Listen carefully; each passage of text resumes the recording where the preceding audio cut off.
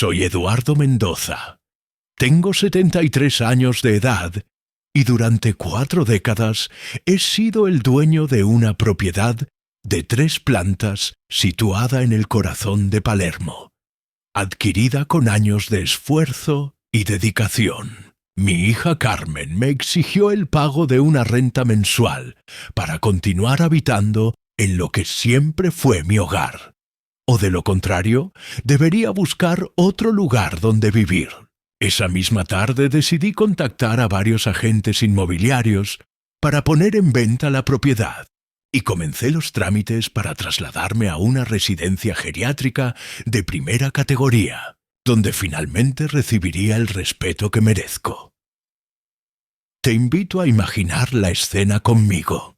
Era un jueves gris de abril. Me encontraba descansando en mi sillón predilecto de la sala principal, observando las noticias vespertinas tras haber almorzado, cuando Carmen regresó de su jornada laboral, con una expresión de disgusto que se había vuelto habitual en los últimos tiempos. No me dirigió un saludo, tampoco se interesó por cómo había transcurrido mi día. Simplemente se posicionó frente al televisor y apagó el aparato con el control remoto. «Papá, tenemos que conversar», me expresó con ese tono imperativo que había adoptado desde que obtuvo su título de contadora pública, y comenzó a comportarse como si fuera la propietaria de todo. «Esta situación ya no puede continuar. Vives aquí sin contribuir económicamente, sin realizar actividades productivas, ocupando espacios que nosotros requerimos para nuestros pequeños». Inicialmente creí que se trataba de una de sus típicas crisis temporales, de esas que experimentaba cuando tenía dificultades laborales o conflictos matrimoniales con Roberto. Sin embargo, cuando continuó hablando, comprendí que esto era completamente diferente. Esto había sido planeado, calculado meticulosamente y era definitivo. «Papá», siguió diciéndome mientras se paseaba por la sala como si estuviera presidiendo un juicio. «Roberto y yo hemos estado dialogando extensamente. Esta residencia es excesivamente amplia para una persona soltera. Nosotros tenemos 2 pequeños que requieren espacio para desarrollarse. Tú ocupas la planta superior innecesariamente. Representa un desaprovechamiento de recursos». Pero aquí viene lo que Carmen jamás imaginó. Lo que ella desconocía es que esa residencia que consideraba un desperdicio de espacio para un anciano como yo, en realidad tenía un valor superior a los 350.000 $, en el mercado de bienes raíces actual. Y lo que tampoco sabía es que yo tenía los contactos de 4 inmobiliarias reconocidas guardados en mi libreta telefónica desde hacía varios meses, por si algún momento decidía vender. Aquella noche, después de escuchar el ultimátum más despiadado que puede recibir un progenitor de su propia descendencia, después de que me comunicara que tenía 30 días para comenzar a abonar alquiler o encontrar otro sitio donde residir, tomé la decisión más liberadora de mis últimos 25 años. Al día siguiente, mientras Carmen y Roberto cumplían con sus obligaciones laborales y mis nietos asistían a clases, realicé las llamadas telefónicas que transformarían todo para siempre. Llamadas que convertirían su estrategia de cobrarme renta en mi propia vivienda en la sorpresa más grande que habían experimentado en sus vidas. Escucha esta historia completa y dime si procedí correctamente o si fui excesivamente severo. Compárteme también desde qué región me sigues, porque necesito que comprendas cómo llegué a vivir esta circunstancia antes de emitir juicio sobre la determinación que tomé. Para entender completamente lo sucedido, debo relatarte quién soy verdaderamente y cómo construí todo lo que mi hija ahora consideraba que podía gestionar como si le perteneciera. Mi historia comienza hace 47 años, cuando arribé a Buenos Aires desde Santiago del Estero, prácticamente sin recursos económicos pero con una voluntad de trabajar que ni te puedes imaginar. Tenía 28 años de edad. Estaba recién casado con Elena, que en gloria esté, y acababa de conseguir empleo como técnico automotriz en un taller de la zona sur. El salario era modesto, pero yo albergaba un sueño que me consumía internamente: poseer mi propia vivienda, mi propio techo, mi espacio personal en este mundo. Durante 12 años trabajé incansablemente, de lunes a viernes en el taller, sábados y domingos reparando vehículos particulares en mi domicilio. Elena confeccionaba prendas de vestir para terceros, mientras cuidaba a Carmen, que había nacido cuando llevábamos 4 años en Buenos Aires. Cada peso que ganábamos tenía un destino específico. La cuota de la casa que estábamos pagando en Villa Crespo era una vivienda modesta de 3 ambientes, pero era nuestra, nuestro primer hogar propio. Carmen creció allí hasta los 12 años, jugando en el patio reducido, ayudándome a lavar los automóviles durante los fines de semana, escuchando las historias que Elena le narraba mientras cosía en la máquina de coser que habíamos adquirido a crédito. Pero yo tenía aspiraciones más elevadas. Observaba las residencias elegantes de Palermo cuando iba a adquirir repuestos al centro comercial, y me prometía que algún día mi familia habitaría en un barrio semejante, no por vanidad, sino porque deseaba brindarle a mi hija las mejores oportunidades posibles. Cuando Carmen cumplió 13 años, ya había logrado independizarme profesionalmente. Poseía mi propio taller mecánico con 4 empleados y una clientela estable que me recomendaba constantemente. Los automóviles comenzaban a volverse más complejos, requerían técnicos especializados, y yo me había capacitado en todas las áreas: inyección electrónica, climatización, transmisiones automáticas. Elena había dejado de coser para externos y ahora administraba la parte contable del taller. Llevaba las cuentas, atendía a los clientes, organizaba los turnos. Era mi socia, mi compañera, mi mejor consejera para todas las decisiones importantes del negocio. Con los ingresos del taller en crecimiento constante, comenzamos a buscar una casa más amplia en un barrio superior. Queríamos que Carmen pudiera asistir a un colegio privado, que tuviera su propia habitación, que pudiera invitar amigas sin que el ruido del taller las molestara.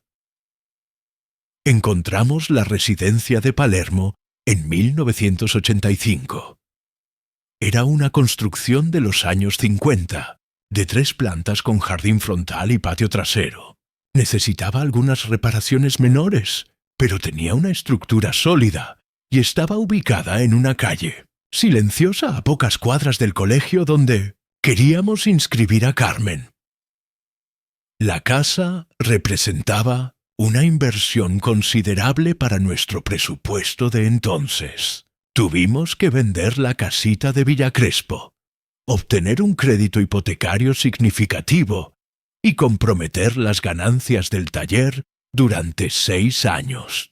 Pero Elena y yo estábamos convencidos de que era la inversión correcta. Carmen se adaptó perfectamente al cambio. Le encantaba tener una habitación amplia en la segunda planta, con ventanas que daban al jardín. Invitaba compañeras del nuevo colegio a estudiar. Organizaba pijamadas los fines de semana. Utilizaba el patio para celebrar fiestas de cumpleaños. Elena convirtió la tercera planta en su espacio especial. Tenía su taller de costura allí, pero ahora cosía por placer, no por necesidad. Confeccionaba vestidos para Carmen, cortinas para la casa, manteles para las celebraciones familiares. Desde las ventanas de la tercera planta se veía toda la cuadra, y Elena pasaba horas leyendo novelas románticas mientras tomaba mate. Yo instalé mi oficina en la planta baja junto a la sala principal. Desde allí dirigía el taller, planificaba expansiones del negocio Estudiaba catálogos de herramientas nuevas. La casa se había transformado en nuestro centro de operaciones, pero también en nuestro refugio, nuestro lugar de tranquilidad después de jornadas intensas de trabajo. Carmen estudió toda la educación secundaria en un colegio privado bilingüe. Era una estudiante aplicada, responsable, con buenos modales y excelentes calificaciones. Elena y yo estábamos orgullosos de la señorita en que se había convertido nuestra niña. Tenía todo lo que nosotros no habíamos poseído: educación de calidad, casa propia, estabilidad económica, futuro asegurado. Cuando se graduó, Carmen quería estudiar contaduría pública en la Universidad de Buenos Aires. Elena y yo la apoyamos completamente.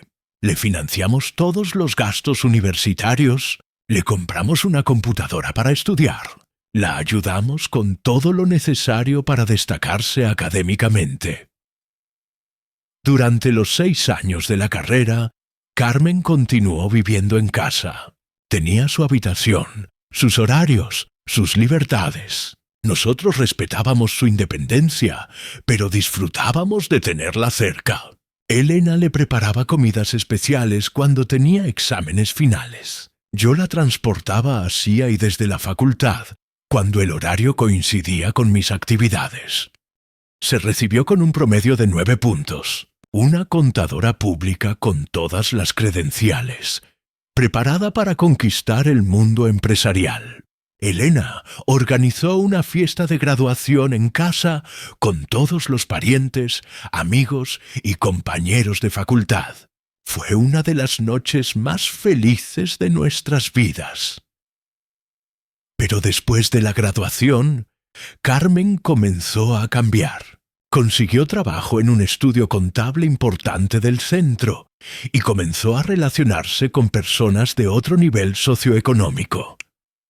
Compañeros que provenían de familias profesionales, que hablaban de viajes al exterior, que tenían gustos más refinados que los nuestros.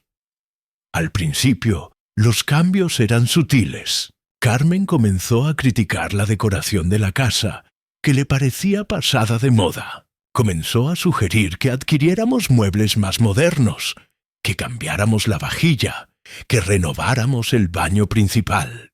No eran críticas maliciosas, pero se notaba que se había acostumbrado a otros estándares estéticos. También comenzó a traer menos amistades a casa. Cuando le preguntábamos por qué, nos explicaba que sus compañeros del estudio residían más cerca del centro y que era más conveniente reunirse por esa zona.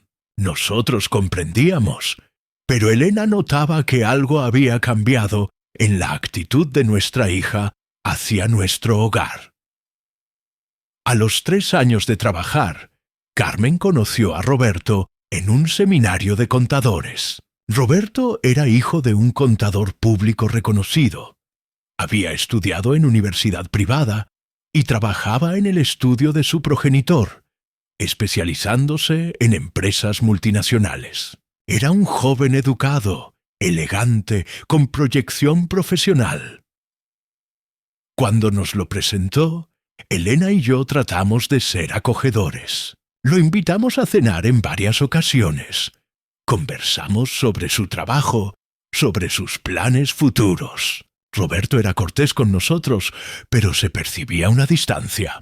No era desprecio, pero tampoco era comodidad. Era como si estuviera evaluando constantemente si encajábamos en su círculo social. Carmen y Roberto iniciaron una relación seria. Se veían todos los fines de semana. Frecuentaban restaurantes costosos. Viajaban a países vecinos en vacaciones cortas. Carmen comenzó a gastar más dinero en vestimenta, en peluquería, en cosas que anteriormente no le interesaban. Quería estar a la altura de su novio y del círculo social de él. Elena se preocupaba por estos cambios. Una noche me comentó: «Eduardo, me parece que Carmen se está distanciando de nosotros. Cada vez permanece menos tiempo en casa. Cada vez comparte menos sus asuntos. Cada vez parece más incómoda aquí. Le respondí que era normal, que todas las jóvenes atraviesan etapas de independización. Pero en el fondo yo también había notado el alejamiento creciente. Carmen seguía siendo cariñosa con nosotros, pero ya no éramos sus confidentes principales. Ya no compartía sus preocupaciones, sus alegrías, sus planes como antes. Cuando Carmen cumplió 26 años, Roberto le propuso matrimonio. Fue una propuesta formal, con anillo costoso en un restaurante elegante de Puerto Madero. Carmen llegó a casa esa noche radiante, mostrándonos el anillo, contándonos los detalles, planificando una boda que sería el evento social más importante de nuestras vidas. Elena y yo estábamos contentos por la felicidad de nuestra hija, pero también preocupados por el costo económico que representaría la boda que Carmen deseaba. Había seleccionado un salón carísimo en San Isidro, un catering de primera línea, flores importadas, música en vivo, fotografía profesional. Todo lo mejor, todo lo más elegante, todo lo más costoso. Le dijimos que no podíamos financiar una boda tan costosa sin comprometer gravemente nuestros ahorros. Carmen se molestó. Según ella, era normal que los padres de la novia sufragaran los gastos principales del casamiento. Según ella, nosotros teníamos la obligación de demostrar que estábamos a la altura de la familia de Roberto. La discusión se extendió durante semanas. Carmen insistía en que merecía una boda digna de su nivel profesional. Elena y yo insistíamos en que una boda hermosa no tenía que arruinarnos económicamente. Al final llegamos a un acuerdo. Nosotros aportaríamos la mitad del dinero, y Roberto con su familia pondrían la otra mitad. La boda se realizó en abril de 1997. Fue realmente espectacular. 250 invitados, salón decorado con flores blancas y doradas, menú de 6 pasos, orquesta en vivo, fotografía que documentó cada momento de la ceremonia. Carmen estaba hermosa con un vestido que había costado una pequeña fortuna, pero que la hacía verse como una princesa. Durante la celebración, Elena y yo nos sentimos un poco fuera de lugar. Los invitados de la familia de Roberto hablaban de temas que nosotros no conocíamos. Viajes a Europa, inversiones bursátiles, propiedades en countries, colegios privados exclusivos. Éramos corteses, pero notábamos que para ellos éramos los padres trabajadores de la novia. Respetables, pero no exactamente iguales. Después de la luna de miel en Europa, Carmen y Roberto se mudaron a un departamento en Belgrano que habían comprado entre los dos. Era un lugar moderno, bien ubicado, amueblado con gusto contemporáneo. Elena y yo los visitamos algunas veces, pero se notaba que preferían que las reuniones familiares fueran en nuestra casa. Al principio pensamos que era lógico. Nuestra casa era más amplia, tenía jardín, era más cómoda para recibir gente. Pero con el tiempo nos dimos cuenta de que había otra razón. Carmen y Roberto querían mantener cierta distancia entre su vida social nueva y su familia de origen. Durante los primeros años de matrimonio, las visitas de Carmen se fueron espaciando. Antes venía todas las semanas, después cada 15 días, después una vez por mes. Cuando la cuestionábamos, nos decía que estaba muy ocupada con el trabajo, con los compromisos sociales, con la vida de casada que requería mucha organización. Elena comenzó a enfermarse cuando Carmen llevaba 4 años de casada. Al principio fueron síntomas menores: cansancio, dolores de cabeza, pérdida de apetito, pero después aparecieron síntomas más preocupantes: pérdida de peso, dificultades para dormir, Episodios de confusión mental. Los médicos tardaron meses en llegar al diagnóstico. Alzheimer temprano. Elena tenía apenas 60 años, pero la enfermedad había comenzado a atacar su memoria y sus funciones cognitivas de manera acelerada. Era una noticia devastadora para todos nosotros. Carmen reaccionó al diagnóstico con una mezcla de dolor y negación. Venía a visitarnos más seguido. Trataba de conversar con Elena como si nada hubiera cambiado. Se molestaba cuando Elena no recordaba conversaciones que habían tenido el día anterior.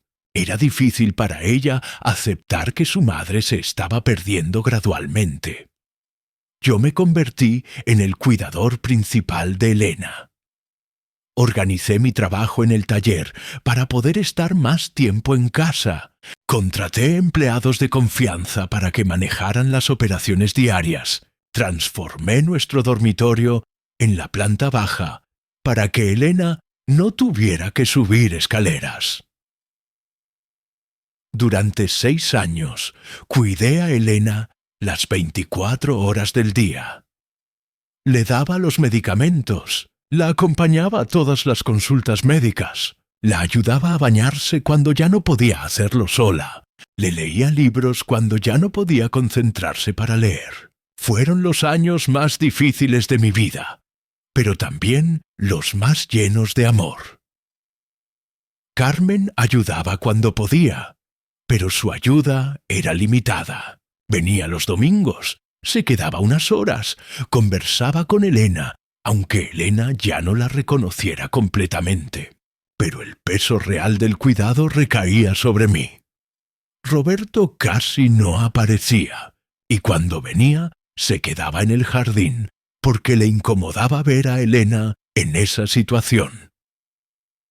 Elena murió un miércoles de otoño del año 2007. Murió en paz en nuestra cama, tomándome la mano, susurrando palabras que yo ya no entendía, pero que sonaban como declaraciones de amor. Había sido mi compañera durante 38 años, mi socia en el negocio, mi cómplice en todos los sueños que habíamos construido juntos. El funeral fue multitudinario. Vinieron todos los clientes del taller, todos los vecinos del barrio, todos los familiares de Santiago del Estero, todos los amigos que Elena había hecho durante décadas de vida en Buenos Aires. Carmen organizó una ceremonia hermosa en la iglesia del barrio con flores blancas que eran las favoritas de Elena.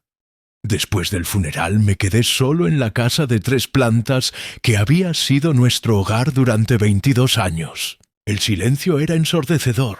Cada rincón tenía recuerdos de Elena.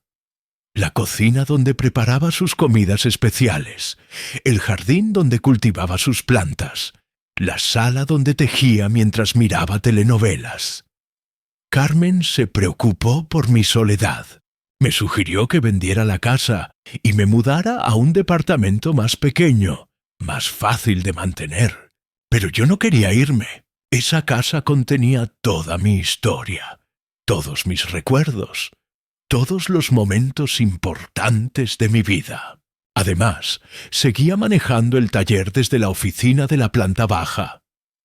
Durante los siguientes años, Carmen y Roberto tuvieron 2 hijos, Matías y Valentina. Yo me convertí en un abuelo dedicado que disfrutaba cada minuto que pasaba con mis nietos. Los llevaba al parque, les compraba juguetes, les contaba historias sobre su abuela Elena que ellos no habían llegado a conocer. Pero también noté que Carmen empezaba a ver mi casa con otros ojos.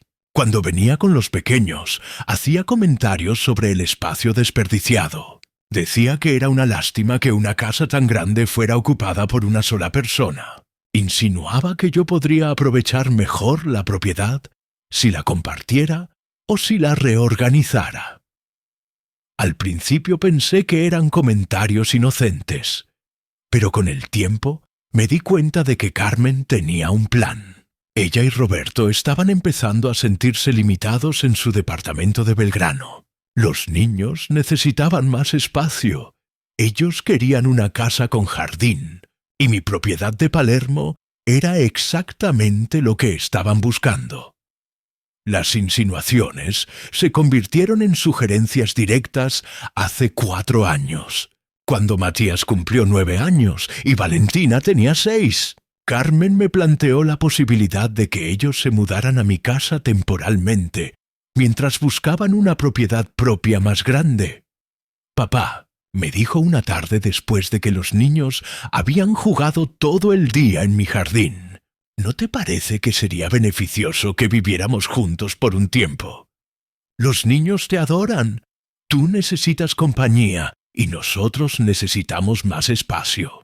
Podríamos intentarlo durante unos meses a ver cómo resulta. La propuesta me tentaba por el lado emocional. Extrañaba tener vida familiar en la casa. Extrañaba escuchar voces de niños.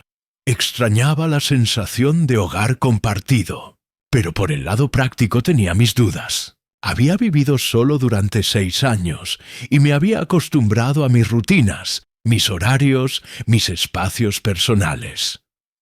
Roberto apoyó la idea con entusiasmo. Según él, era una solución perfecta para todos. Yo tendría compañía familiar.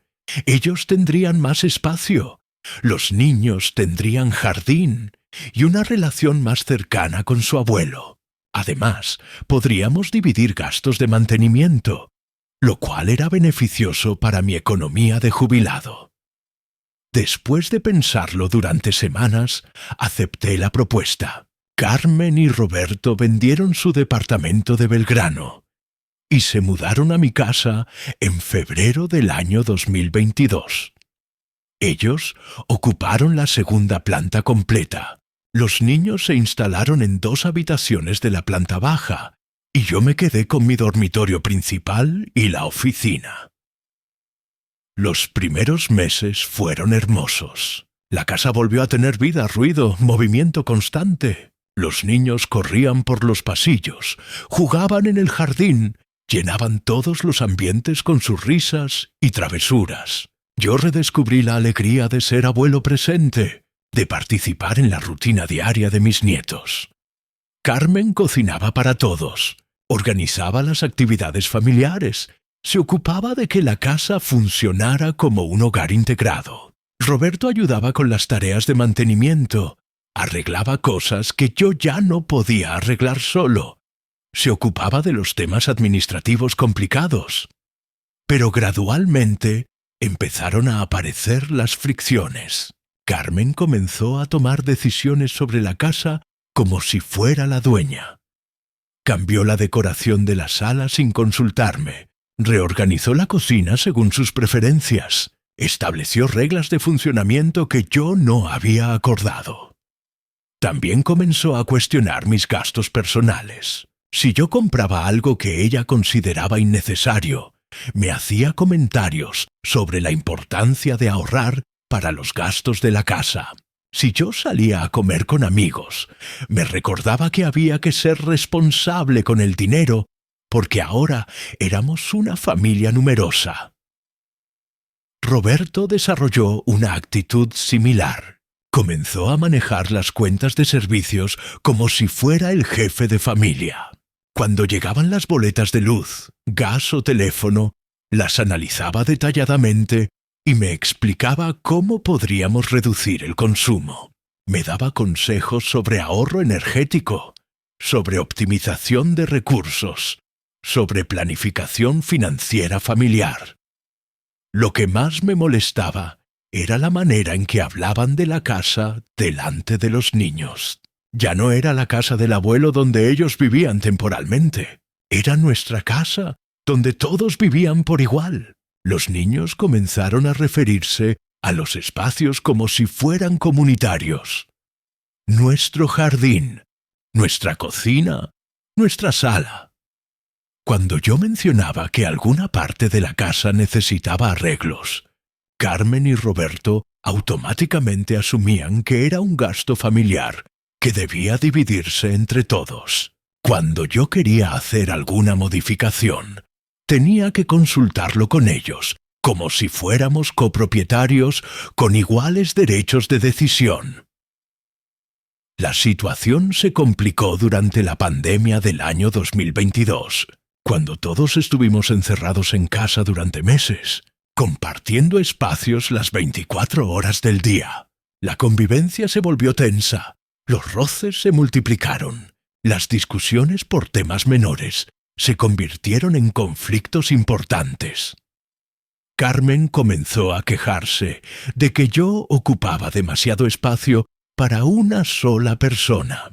Según ella, era injusto que yo tuviera el dormitorio principal mientras Matías y Valentina tenían que compartir baño. Según ella, sería más lógico que yo me mudara a la tercera planta y ellos utilizaran la planta baja completa para su familia. Roberto apoyaba a su esposa con argumentos aparentemente racionales. Me explicaba que la organización espacial actual no era eficiente, que una redistribución de ambientes beneficiaría a toda la familia, que era importante optimizar el uso de cada metro cuadrado. Pero yo entendí lo que realmente estaba pasando. Carmen y Roberto habían comenzado a considerar mi casa como suya. Ya no se veían como huéspedes temporales, sino como propietarios legítimos que tenían derecho a tomar decisiones sobre la propiedad. Y yo había pasado de ser el dueño generoso a ser el ocupante que estorbaba. El año pasado la tensión escaló cuando Carmen comenzó a hablar de hacer reformas importantes en la casa.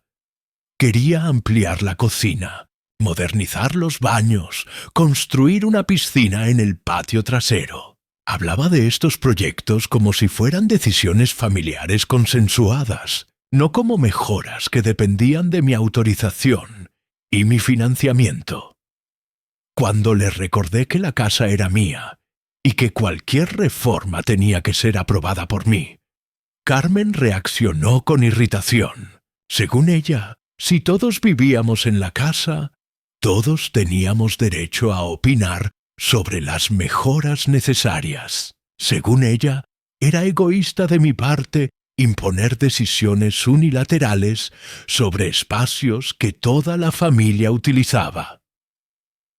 Roberto me planteó la situación desde el punto de vista económico. Me dijo que ellos estaban dispuestos a aportar dinero para las reformas, pero que a cambio querían tener voz y voto en las decisiones arquitectónicas. Me sugirió que formalizáramos algún tipo de sociedad o copropiedad que nos diera derechos equitativos sobre la propiedad. Yo rechacé la propuesta inmediatamente. Mi casa no estaba en venta, no estaba disponible para sociedades, no era un bien para compartir legalmente con nadie. Era mi hogar, mi patrimonio, el resultado de 40 años de trabajo honesto, y no iba a regalarlo ni siquiera a mi propia hija. La negativa generó un conflicto que se extendió durante meses. Carmen interpretó mi posición como una muestra de desconfianza hacia su familia. Roberto la interpretó como una actitud anticuada e injusta hacia las nuevas dinámicas familiares. Los niños no entendían por qué los adultos discutían tanto por temas que a ellos no les importaban. La situación se volvió insostenible este año, cuando Carmen comenzó a presionarme para que contribuyera económicamente con los gastos familiares de manera más sistemática. Ya no le alcanzaba con que yo pagara los servicios básicos de la casa. Ahora quería que pagara parte de la comida, parte de la vestimenta de los niños, parte de las actividades extracurriculares, parte de los gastos médicos. Su argumento era que si yo vivía como parte de la familia, tenía que aportar como parte de la familia, que era injusto que ellos cargaran con todos los gastos mientras yo disfrutaba de los beneficios de la vida familiar sin responsabilidades proporcionales. Tinchu Kensu, expliqué que mi aporte principal era permitir que vivieran gratuitamente en una casa que en el mercado inmobiliario se alquilaba por lo menos 3.500 mensuales. Le dije que ese era mi regalo para la familia, mi manera de ayudar a mis nietos, mi contribución a su bienestar económico.